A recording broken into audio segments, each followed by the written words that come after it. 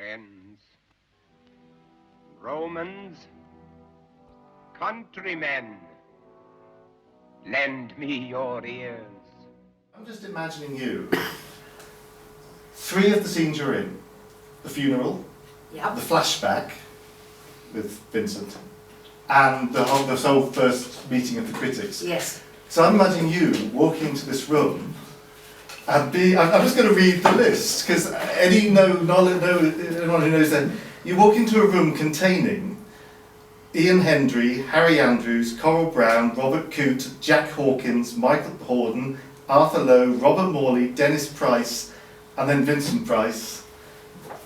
How did that feel? Presumably there was a reading beforehand, you met these people? No, there were no readings. It was all done on a very small budget and very, very quickly, and rather irritably, actually, because Dougie Hickox, who directed it, really directed in a hurry.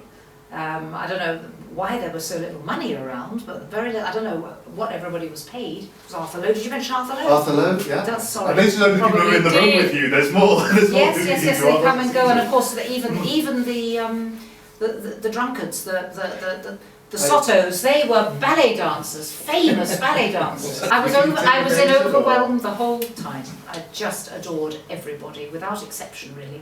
I suppose especially Jack Hawkins. I got a little thing about him while I was doing it, but he's so gorgeous. Now Jack, of course, by this point had lost his voice. Well, he didn't. It'd been about 10 years. He'd have been cut out. Yeah. And he was speaking through, all gurgled and everything. So Charles Gray voiced him. One other member of the cast I want to mention, because another of the ladies, because Coral Brown, yes, probably her main role in life started at this point, because this is where she became Mrs. Vincent Price. Yes, that's right. They fell in love under my nose. Do you have any memories? Well, we had a lot of time to kill. I'm going to have to put my cardigan around my shoulders, chaps. It is nice and warm in here. I tell Stuart quickly, but I will. There we are. Yes, lots of time. We were all spent most of every day from sparrows, as they say, in the morning until the last owl had gone to bed. Night almost had become morning again, but they were very, very long days. I've never been so tired, and I always had to go home in between because my dad said, "You're going to come home or else." So I literally hit the sack and got up and went off again. But anyway. So we were all extremely tired, so we were sitting around on different chairs and makeshift beds and things like that, and Vincent Price was asleep most of the time. So I was sitting wherever I was sitting. There's dear old Vincent who found himself a plinth or something to sleep on, and there's Coral Brown all done up to the nines sitting sort of next to me there, and I can remember this sort of desultory chat starting between the two of them. And I could tell that it was all really quite intimate and very pleasant going on.